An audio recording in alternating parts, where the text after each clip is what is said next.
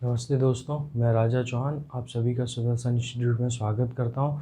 तो पिछली क्लास में हमने समास के जो नाम थे उनके हमने अंग्रेजी में नाम या अंग्रेजी में उनकी व्याख्या की। ये समझा कि वो समास के नाम इंग्लिश में जो हैं वो किस तरीके से उन समास पर काम करते हैं। अब हम बात करते हैं एक एक समास की। तो सबसे पहला हमारा समास था अव्ययी भाव समास, जिसके बारे में हमने पढ़ा।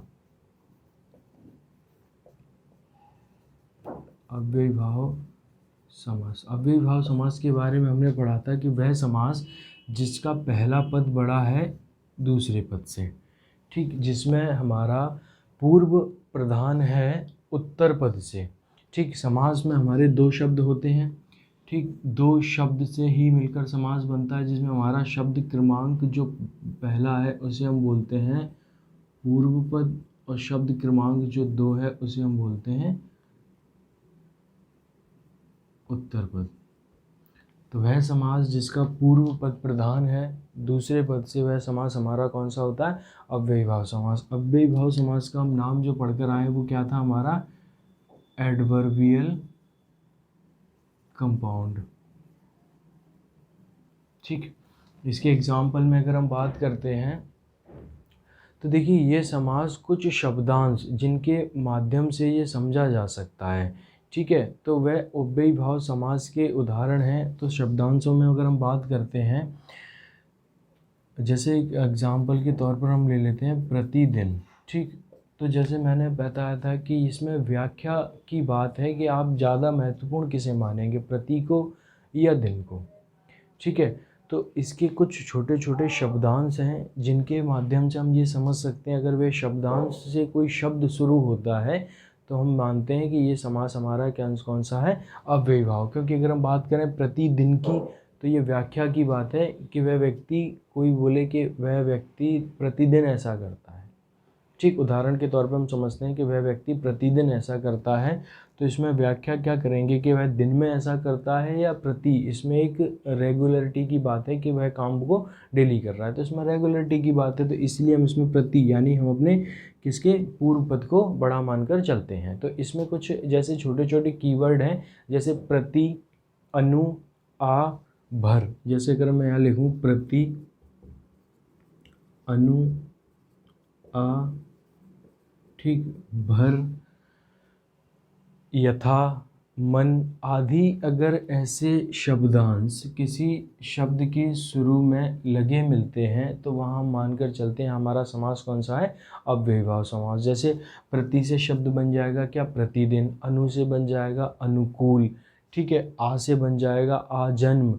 ठीक है, जैसे भर से बन जाएगा भरपेट, यथा से बन जाएगा यथार्थ या यथासंभव। तो ये इस तरीके के शब्द अगर आप बुक में देखिए आपको कई सारे एग्जाम्पल्स मिल जाएंगे। तो यहाँ हमारा समास कौन सा हो जाता है? अव्ययी भाव समास। दूसरा समास है हमारा तत्पुरुष समास।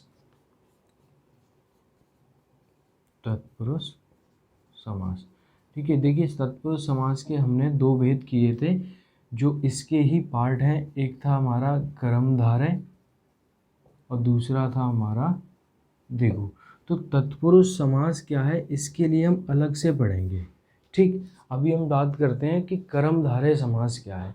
तो कर्मधारय समास के बारे में हम पढ़कर आए थे। इस पर तत्पुरुष का नियम लागू होता है, यानी दो बड़ा है एक से, यानी इसका जो उत्तर पद है वो प्रधान है पूर्व पद से। ठीक, तो कर्मधारय समास को हम दो भागों में बांटकर चलते हैं। ठीक, अभी के लिए मैं इसको मिटा देता हूँ। तो कर्मधारय समास को हम दो भागों में बांटकर चलते हैं। इसमें जो पहला भाग है उसे हम बोलते हैं विशेषण विशेष्य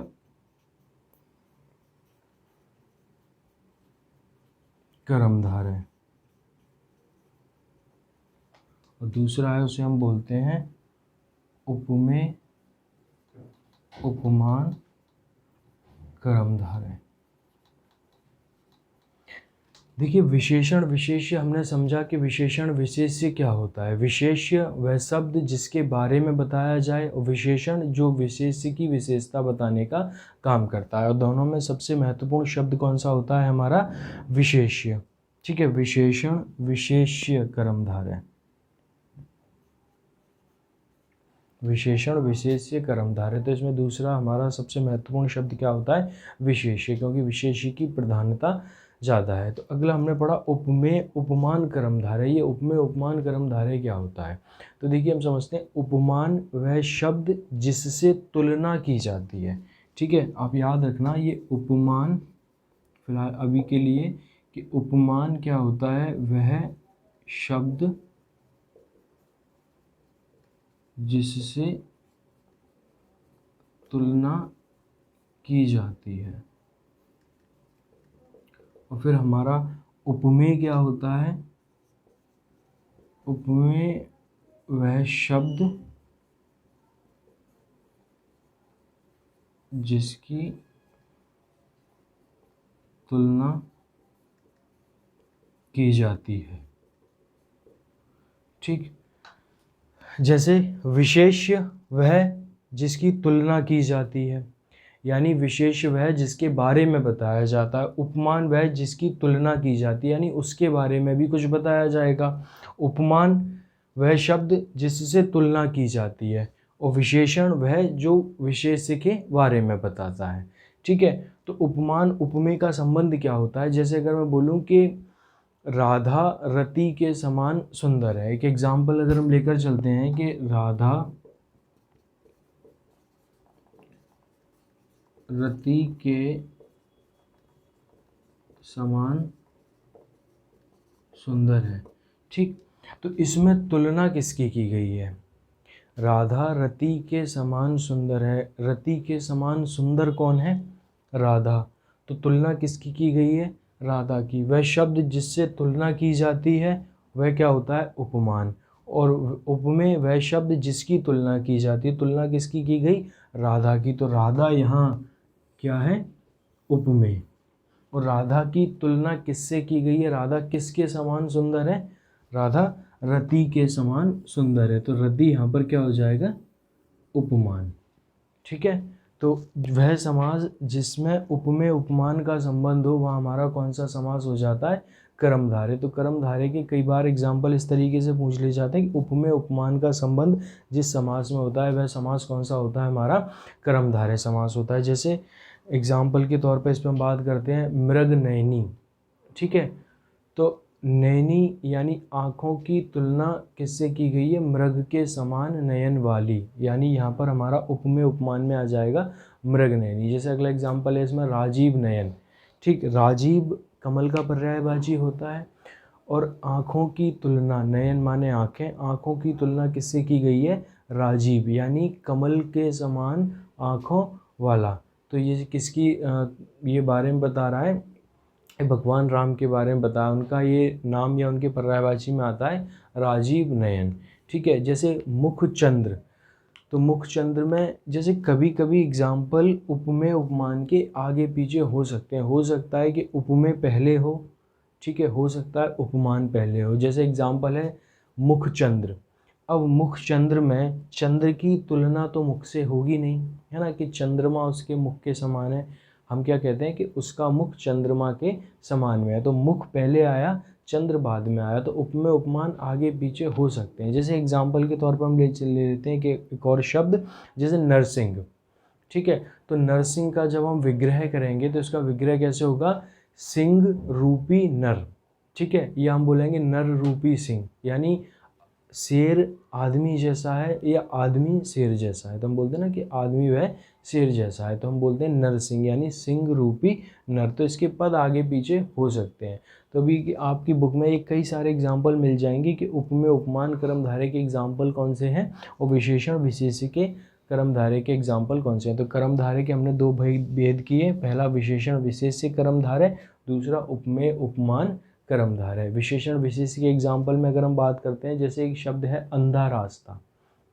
ठीक है, तो रास्ता की विशेषता बताई गई है, वो कैसा है? अंधा। जैसे हाईवे वगैरह पे कई बार बोर्ड पे लिखा होता है ना कि सावधान आगे अंधा मोड़ है। अंधा मोड़ यानी कि जब आप टर्न लेंगे तो आपको सामने नहीं नज़र आएगा, तो उसे हम बोलते हैं अंधा मोड़। तो यानी उस रास्ते या मोड़ की विशेषता बताई गई, वो कैसा है? अंधा। तो यहाँ संबंध हमारा कैसा हो गया? विशेषण विशेष्य कर्मधारय का हो गया। अगला समास हम बात करते हैं, इसमें अव्ययी भाव तत्पुरुष। हम तत्पुरुष को अलग से पढ़ेंगे। ठीक है, अब हम बात करते हैं इसमें कौन सा समास? हमारा द्विगु समास के बारे में। तो अभी हमने दो समास पढ़े, अव्ययी भाव समास और तत्पुरुष समास के दो भेद, कर्मधारय समास। और अगला जो तत्पुरुष समास का भेद है उसे हम बोलते हैं द्विगु समास। द्विगु समास पर भी तत्पुरुष का नियम लागू होता है, इसलिए यहाँ भी हमारा उत्तर पद बड़ा है पूर्व पद से। ठीक है, तत्पुरुष का नियम लागू होने की वजह से। देखिए द्विगु समास के हम दो भेद करके चलते हैं। ठीक है, सबसे पहला है हमारा समाहार द्विगु और दूसरा इसमें भेद है हमारा उत्तर पद प्रधान द्विगु। ठीक है, उत्तर पद प्रधान द्विगु। देखिए समाहार द्विगु में क्या होता है, समाहार का अर्थ होता है समुदाय, या हम बोलते हैं इकट्ठा होना। ठीक है, समेटना, यहाँ ग्रुप की बात होती है। समाहार में बात किसकी होती है, ग्रुप की बात होती है, यानी समुदाय की बात होती है। तो वह एग्जाम्पल जहाँ ग्रुप का बोध हो वहाँ हमारा कौन सा समास होता है, द्विगु समास होता है। इसमें भी हमें पूर्व पद में क्या संख्या नज़र आती है। ठीक है, जैसे एग्जाम्पल की बात करें पंचवटी।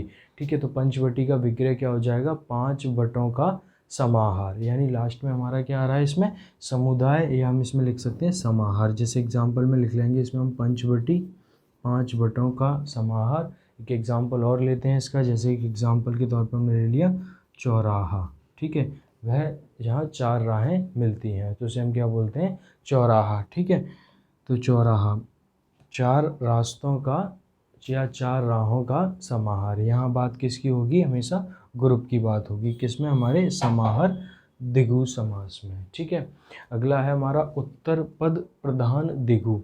इसमें दूसरा पद प्रधान रहता है।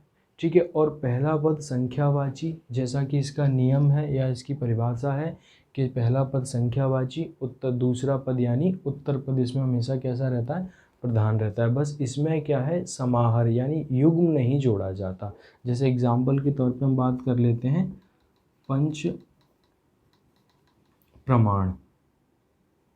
ठीक है, पंच प्रमाण। अगला एग्जाम्पल इसमें हम ले लेते हैं इकतारा। ठीक, पंच प्रमाण यानी 5 प्रमाण, इकतारा वह जो एक गाने बजाने का यंत्र है उसका नाम है इकतारा। तो इसमें भी हमारे कोई ग्रुप की बात नहीं हो रही है। ग्रुप के लिए हमारे जो बात करता है वो कौन सा है, हमारा समाहार द्वंद्व। ठीक है, समाहार द्विगु समास, सॉरी। तो आपके बाकी सारे आपके एग्जाम्पल हैं वो कई सारे आपको बुक में मिल जाएंगे इसमें। ठीक है, इनके जो दो भेद हैं वो ये हैं, समाहार द्विगु और उत्तर पद प्रधान द्विगु। अगला जो समास है हमारा वो है हमारा द्वंद्व समास। तो द्वंद्व समास के बारे में हम बात करते हैं।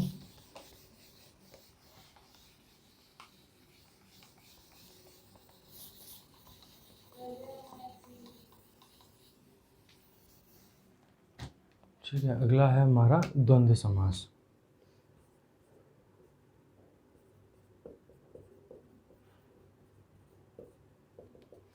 द्वंद्व समास के बारे में बोलते हैं कि इसमें दोनों पदों की प्रधानता होती है, दोनों पद बराबर बराबर होते हैं। जैसे 1 और 2 इसमें कैसे होते हैं, बराबर बराबर होते हैं। तो द्वंद्व समास के 3 भेद हैं। ठीक, द्वंद्व समास को हम कितने भाग में बांट के चलते हैं, 3 भेद हैं। ठीक, इसमें सबसे पहला है इतरेतर द्वंद्व। इतरेतर द्वंद्व में हम बात करते हैं, इसमें और का लोप कर देते हैं। ठीक, जिसके एग्जाम्पल जितने हैं उसमें हम और का लोप कर देते हैं। जैसे एग्जाम्पल के तौर पे हम बात करते हैं और का लोप होगा। ठीक है, एग्जाम्पल के बारे में बात करते हैं, माँ और बाप, शब्द क्या बन जाएगा हमारा, माँ बाप। ठीक, जैसे सीता और राम, शब्द क्या बन जाएगा इसमें हमारा, सीताराम। दूसरा है इसमें वैकल्पिक द्वंद्व। ठीक है, इसके 3 भेद होते हैं, पहला इतरेतर द्वंद्व, दूसरा वैकल्पिक द्वंद्व, तीसरा समाहार द्वंद्व। तो दूसरा इसमें कौन सा है, वैकल्पिक द्वंद्व। ठीक है, वैकल्पिक यानी विकल्प सूचक शब्द इसमें या उदाहरण हमें मिलते हैं। तो विकल्प सूचक अगर एग्जाम्पल होंगे तो इसमें या अथवा का लोप होता है। जब हम विकल्प की बात करते हैं तो शब्दों का विग्रह करते समय या तो हम या का प्रयोग करते हैं या हम अथवा का प्रयोग करते हैं, और जब हम इनका कंपाउंड इनको पास पास बैठाते हैं तो वे शब्द जो इनका विग्रह के बीच में आते हैं वो उनका लोप हो जाता है, तो दोनों शब्द मिलकर जुड़ जाते हैं। तो इसमें हमारे किन शब्दों का लोप होता है? या फिर अथवा का लोप होता है। एग्जाम्पल के बारे में हम बात करते हैं, जैसे ठंडा या गर्म, तो इसका विग्रह है ठंडा या गर्म, तो इसका समास क्या बनेगा? ठंडा गर्म। ठीक है, बीच में इसमें हाइपन का चिन्ह जरूर लग जाएगा। जैसे या की बात करते हैं, देखिए विकल्प सूचक शब्द या विकल्प द्वंद्व का मतलब भी होता है कि इसमें ऑप्शन की बात है और एक बार में वो चीज़ एक ही घटना घटित होगी। या तो जैसे मैं बोलूँ लाभ या हानि, ठीक है, तो लाभ या फिर हानि होगी। जैसे मैं बोलूँ कि यश या अपयश, ठीक है, जैसे सर्दी या गर्मी, किसी जगह मौसम एक जैसा या तो सर्दी होगी या गर्मी, तो यहाँ विकल्प के बारे में बात कर रहे हैं। जैसे रात या दिन, ठीक है, एग्जाम्पल के तौर पे हम इसमें ले लेते हैं रात या दिन, ठीक, तो इसका विग्रह क्या हो जाएगा? रात दिन। तो विकल्प सूचक शब्द, देखिए कभी कभी एग्जाम में ये पूछ लिया जाता है कि द्वंद्व समास के भेद कितने होते हैं। तो द्वंद्व समास के भेद कितने होते हैं हमारे? 3, इतरेतर द्वंद्व, वैकल्पिक द्वंद्व, और तीसरा जो है उसे हम बोलते हैं, तीसरे को हम बोलते हैं समाहार द्वंद्व। ठीक है, समाहार द्वंद्व।